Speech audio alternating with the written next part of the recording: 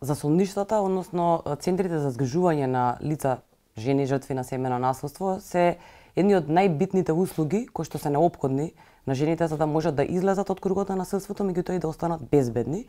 Во овие засолништа се сместуваат жените кога постои непосреден ризик по нивниот живот и кога нема други ресурси каде тие можат да бидат сместени и згрижени. Она што треба да се обезбеди секога една жена со нејзините деца е сместена во едно засолниште, основното е нели да биде безбедна, тоа треба да го гарантира самото засолниште. Потоа треба да и се обезбеди храна, нели лична хигиена и се она што е неопходно за секојдневно функционирање. Меѓутоа е неопходно да се обезбедува континуирана психосоцијална поддршка и советување за да се надмине на траумата од доживеаното насилство, здравствена заштита, правна помош, економско зајакнување и поддршка на жената во редовно продолжување на школувањето, образованието на самите деца. Сепак ќе кажам, гледате колку е комплексна самата услуга, бидејќи тоа се фактички повеќе услуги вклучени додека таа живее практично во тоа засолниште и тоа е финансиски најоптеретувачка услуга. Затоа и овие услуги засолништата најчесто ги финансираат министерствата или локалните самоуправи во рамки на кои што се отворени вакви засолништа.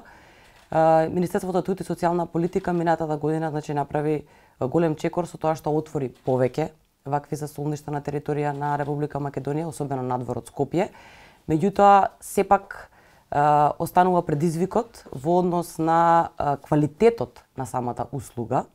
бидејќи не е доволно само да биде сместена 3, 6 до максимум една година во тоа засолниште, туку и навистина во тој период да и се обезбеди сето тоа што законски се нуди како можност, за да жената после тоа навистина може да продолжи самостојно еден нов живот без насилство, а не да се чувствува дека само била затворена, дека не направила никаков исчекор нити во тоа како се чувствува, како гледа, нити во чувството дека може сега самостојно да функционира, особено што повеќето од нив не поседуваат никаков имот и немаат каде да одат, или поширокото семејство има ограничени капацитети за да тие можат да бидат сместени таму. Така да навистина е потребно да и кога се нуди оваа услуга, многу често од нашето искуство на жените кои што добиваат други услуги е дека се обесхрабрени откако ќе слушнат какви се условите или какви се временските ограничувања. Тоа ги застрашува, заплашува и ги обесхрабрува да бидат сместени во засолниште. Она што во рамки на националната мрежа функционира од минатата година, од март, е куќа за отворено домување.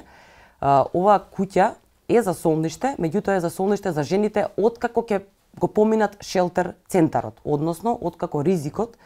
веќе не постои или е многу мал. Бидејќи кога ќе заминат тие 3 до 6 месеци, изречени се привремени мерки за заштита кон сторителот, нели ризикот е намален, тие повторно или немаат вработување или имаат многу